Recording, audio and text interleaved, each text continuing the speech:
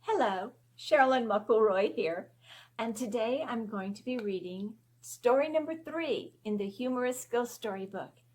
Today's story is called The Water Ghost of Harrowby Hall by John Kendrick Bangs. So without further ado, shall we begin? The trouble with Harrowby Hall was that it was haunted, but worse than that, the ghost did not content itself with merely appearing at the bedside of the afflicted person who saw it, but persisted in remaining there for 1 mortal hour until it disappeared. It never appeared except on Christmas Eve, and then as the clock was striking 12, in which respect alone was it lacking in that originality, which in these days is a sine qua non of success in spectral life. The owners of Harrowby Hall had done their utmost to rid themselves of the damp and dewy lady who rose up out of the best bedroom floor at midnight, but without avail. They had tried stopping the clock so that the ghost would not know when it was midnight. But she made her appearance just the same, with that fearful miasmic personality of hers, and there she would stand until everything about her was thoroughly saturated. Then the owners of Harrowby Hall caulked up every crack in the floor with the very best quality of hemp, and over this were placed layers of tar and canvas. The walls were made waterproof, and the doors and windows likewise. The proprietors having conceived the notion that the unexercised lady would find it difficult to leak into the room after these precautions had been taken. Oh, but even this did not suffice. The following Christmas Eve she appeared as promptly as before, and frightened the occupant of the room quite out of his senses by sitting down alongside of him and gazing with her cavernous blue eyes into his. And he noticed too that in her long, aqueously bony fingers bits of dripping seaweed were entwined, the ends hanging down, and these ends she drew across his forehead until he became like one insane. And then he swooned away and was found unconscious in his bed the next morning by his host, simply saturated with seawater and fright, from the combined effects of which he never recovered, dying 4 years later of pneumonia and nervous prostration at the age of 78. The next year, the master of Harrowby Hall decided not to have the best spare room opened at all, thinking that perhaps the ghost's thirst for making herself disagreeable would be satisfied by haunting the furniture. But the plan was as unavailing as the many that had preceded it. The ghost appeared as usual in the room. That is, it was supposed she did, for the hangings were dripping wet the next morning, and in the parlor below the haunted room a great damp spot appeared on the ceiling. Finding no one there, she immediately set out to learn the reason why, and she chose none other to haunt than the owner of Harrowby himself.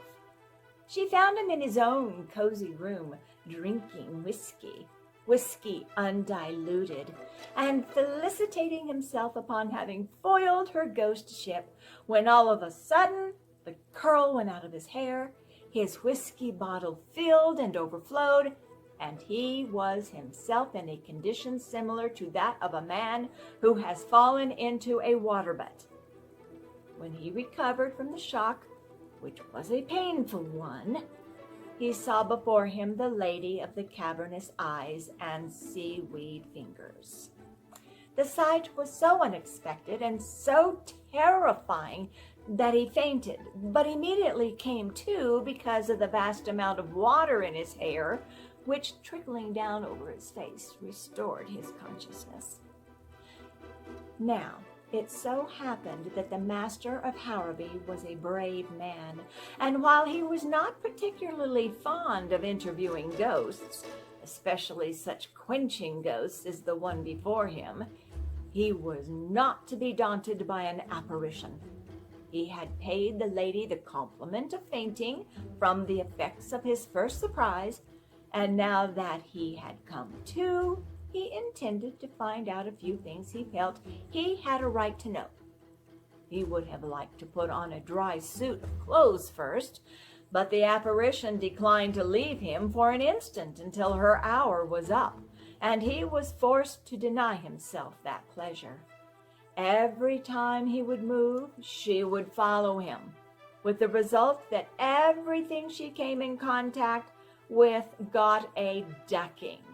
In an effort to warm himself up, he approached the fire, an unfortunate move, as it turned out, because it brought the ghost directly over the fire, which immediately was extinguished. The whiskey became utterly valueless as a comforter to his chilled system, because it was by this time diluted to a proportion of 90% of water. The only thing he could do to ward off the evil effects of his encounter he did, and that was to swallow 10 2-grain quinine pills, which he managed to put into his mouth before the ghost had time to interfere. Having done this, he turned with some asperity to the ghost and said, "Far be it from me to be impolite to a woman, madam, but I'm hanged if it wouldn't please me better if you'd stop these infernal visits of yours to this house. Go sit out on the lake if you like that sort of thing. Soak the water butt if you wish, but do not, I implore you, come into a gentleman's house and saturate him and his possessions in this way. It is damned disagreeable." "Henry Hartwick Oglethorpe," said the ghost in a gurgling voice, "you don't know what you're talking about." "Madam," returned the unhappy householder, "I wish that remark were strictly truthful. I was talking about you. It would be shillings and pence, nay, pounds, in my pocket, madam, if I did not know you." "That is a bit of specious nonsense," returned the ghost, throwing a quart of indignation into the face of the master of Harrowby. "It may rank high as repartee, but as a comment upon my statement that you do not know what you are talking about, it savors of irrelevant impertinence. You do not know that I am compelled to haunt this place year after year by inexorable fate. It is no pleasure to me to enter this house and ruin and mildew everything I touch. I never aspired to be a shower bath, but it is my doom. Do you know who I am?" "No, I don't," returned the master of Harrowby. "I should say you were the Lady of the Lake, or Little Sally Waters." "You are a witty man for your years," said the ghost. "Well, my humor is drier than yours ever will be," returned the master.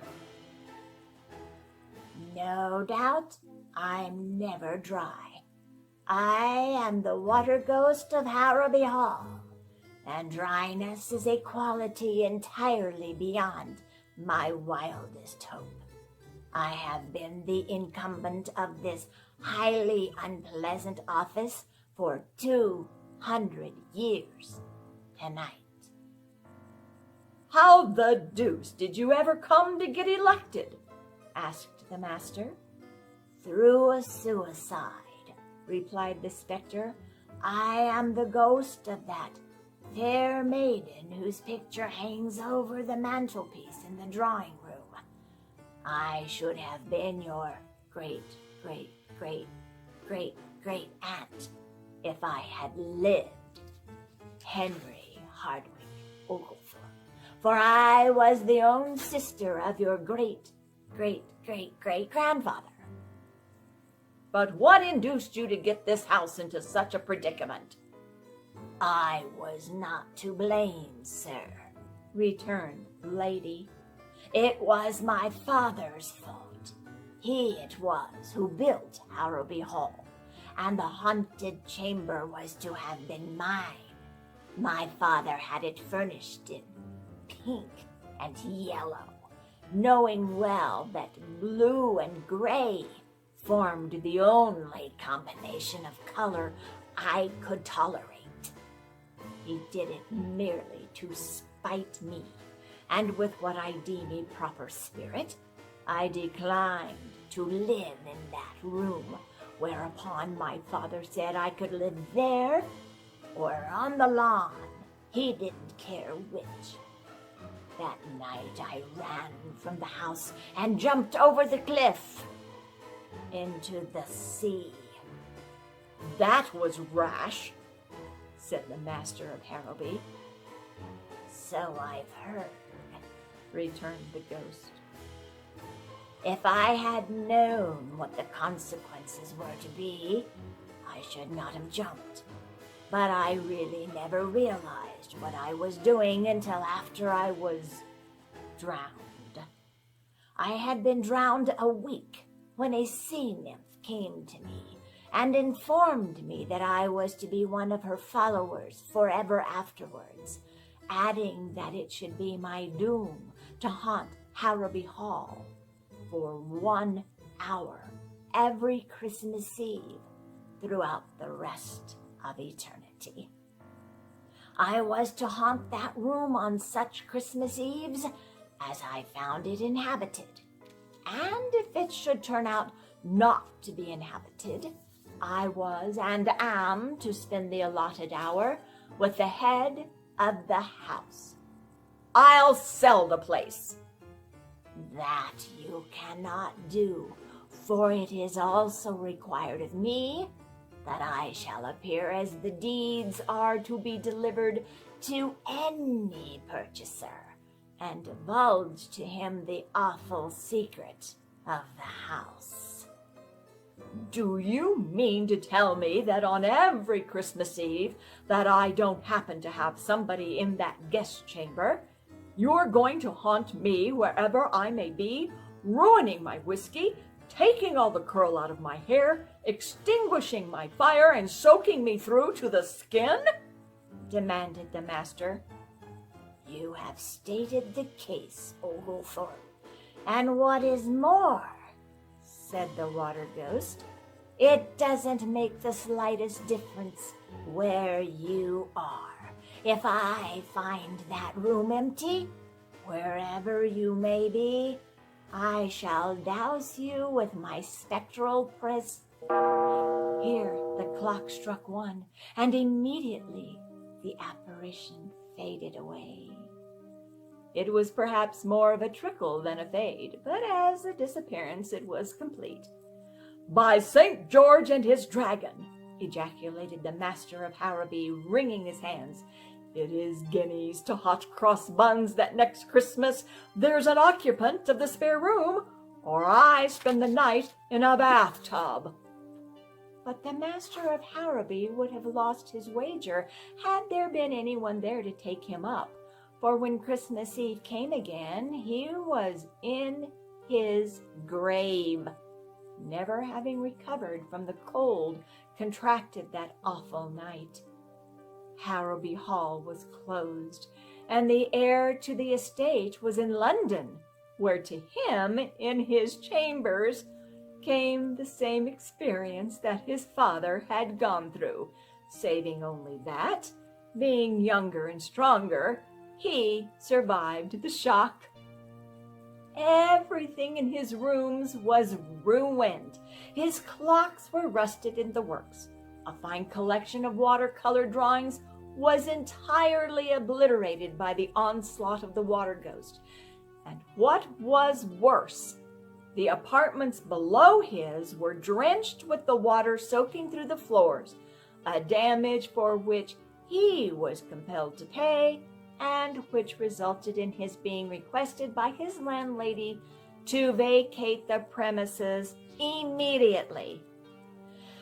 The story of the visitation inflicted upon his family had gone abroad, and no one could be got to invite him out to any function save afternoon teas and receptions.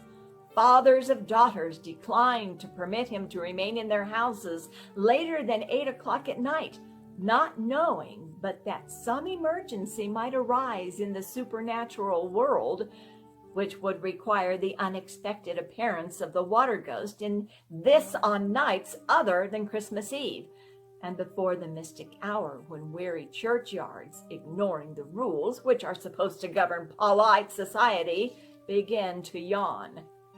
Nor would the maids themselves have aught to do with him, fearing the destruction by the sudden incursion of aqueous femininity of the costumes which they held most dear. So the heir of Harrowby Hall resolved, as his ancestors for several generations before him had resolved, that something must be done. His first thought was to make one of his servants occupy the haunted room at the crucial moment. But in this he failed, because the servants themselves knew the history of that room and rebelled.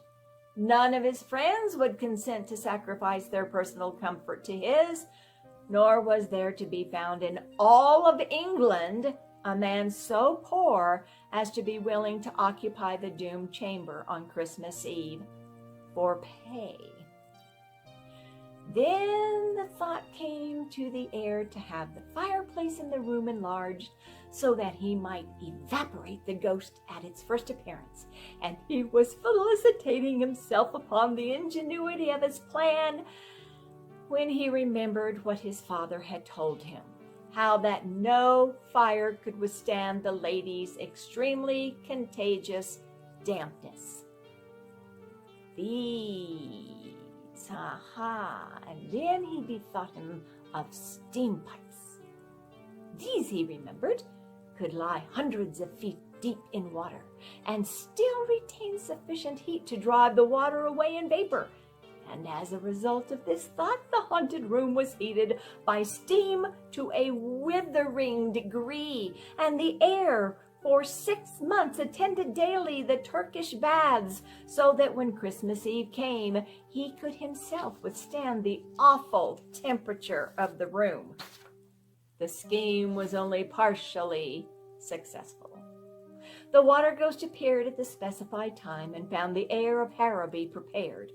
But hot as the room was, it shortened her visit by no more than 5 minutes in the hour, during which time the nervous system of the young master was well nigh shattered, and the room itself was cracked and warped to an extent which required the outlay of a large sum of money to remedy.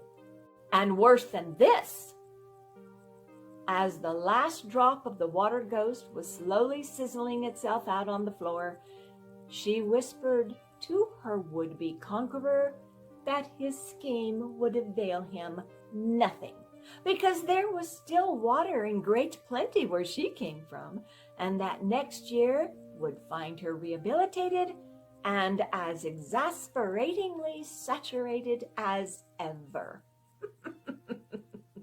It was then that the natural action of the mind in going from one extreme to the other suggested to the ingenious heir of Harrowby the means by which the water ghost was ultimately conquered, and happiness once more came within the grasp of the house of Ogilvy. The heir provided himself with a warm suit of fur underclothing. Donning this with the furry side in, he placed over it a rubber garment, tight-fitting, which he wore just as a woman wears a jersey. On top of this, he placed another set of underclothing, this suit made of wool, and over this was a second rubber garment like the first. Upon his head he placed a light and comfortable diving helmet, and so clad on the following Christmas Eve, he awaited the coming of his tormentor. It was a bitterly cold night that brought to a close this 24th day of December. The air outside was still, but the temperature was below zero. Within, all was quiet. The servants of Harrowby Hall awaiting with beating hearts the outcome of their master's campaign against his supernatural visitor. The master himself was lying on the bed in the haunted room, clad, as has already been indicated. And then the clock clanged out the hour of 12. There was a sudden banging of doors. A blast of cold air swept through the halls. The door leading into the haunted chamber flew open. A splash was heard, and the water ghost was seen standing at the side of the heir of Harrowby, from whose outer dress there streamed rivulets of water, but whose own person, deep down under the various garments he wore, was as dry and as warm as he could have wished. "Ha!" said the young master of Harrowby. "I'm glad to see you." You are the most original man I've met, if that is true," returned the ghost. "May I ask, where did you get that hat?" "Certainly, madam," returned the master courteously. "It is a little portable observatory I had made for such emergencies as this. But tell me, is it true that you are doomed to follow me about for one mortal hour, to stand where I stand, to sit where I sit?" "That is my delectable fate," returned the lady. "We'll go out on the lake," said the master, starting up. "You can't get rid of me that way," returned the ghost. "The water won't swallow me up. In fact, it will just add to my present bulk." "Nevertheless," said the master firmly, "we will go out on the lake." "But, my dear sir," returned the ghost with a pale reluctance, "it is fearfully cold out there. You will be frozen hard before you've been out 10 minutes. "Oh, no, I'll not," replied the master. "I am very warmly dressed. Come." This last in a tone of command that made the ghost ripple, and they started. They had not gone far before the water ghost showed signs of distress. "You walk too slowly," she said. "I am nearly frozen. My knees are so stiff now I can hardly move. I beseech you to accelerate your step." "I should like to oblige a lady," returned the master courteously, "but my clothes are rather heavy, and 100 yards an hour is about my speed. Indeed, I think we would better sit down here on this snowdrift and talk matters over." Do not do so, I beg," cried the ghost. "Let me move on. I feel myself growing rigid as it is. If we stop here, I shall be frozen stiff." "That, madam," said the master slowly and seating himself on an ice cake, "that is why I have brought you here. We have been on this spot just 10 minutes. We have 50 more. Take your time about it, madam, but freeze. That is all I ask of you." "I cannot move my right leg now," cried the ghost in despair, "and my overskirt is a solid sheet of ice. Oh, good, kind Mr. Oglethorpe, light a fire and let me go free from these icy fetters." "Never, madam. It cannot be. I have you at last." "Alas!" cried the ghost, a tear trickling down her frozen face. "Help me, I beg. I congeal." Congeal, madam, congeal, returned Oglethorpe coldly. You have drenched me and mine for 203 years, madam. Tonight you have had your last drench. Ah, but I shall thaw out again, and then you'll see. Instead of the comfortably tepid, genial ghost I have been in my past, sir, I shall be iced water, cried the lady threateningly. No, you won't either, returned Oglethorpe, for when you are frozen quite stiff, I shall send you to a cold storage warehouse, and there you shall remain an icy work of art forevermore. But warehouses burn. So they do, but this warehouse cannot burn. It is made of asbestos, and surrounding it are fireproof walls. And within those walls, the temperature is now and forever shall be 416 degrees below the 0 point. Low enough to make an icicle of any flame in this world. Or the next, the master added with an ill-suppressed chuckle. For the last time, let me beseech you. I would go on my knees to you, Oglethorpe, were they not already frozen. I beg of you, do not Here, even the words froze on the water ghost's lips, and the clock struck 1. There was a momentary tremor throughout the ice-bound form, and the moon, coming out from behind a cloud, shone down on the rigid figure of a beautiful woman sculpted in clear, transparent ice. There stood the ghost of Harrowby Hall, conquered by the cold, a prisoner for all time. The heir of Harrowby had won at last, and today in a large storage house in London stands the frigid form of one who will never again flood the house of Oglethorpe with woe and seawater. As for the heir of Harrowby, his success in coping with a ghost has made him famous, a fame that still lingers about him, although his victory took place some 20 years ago, and so far from being unpopular with the fair sex, as he was when we first knew him, he has not only been married twice, but is to lead a third bride to the altar before the year is out. The end. Wasn't that delightful? I hope you enjoyed it. I thought it was funny, and I wanted to laugh, but I just couldn't laugh because it was kind of a serious laughter kind of time. Anyway, I hope you enjoyed it as much as I did. But anyway, there are more to come. So until then, I bid you good day.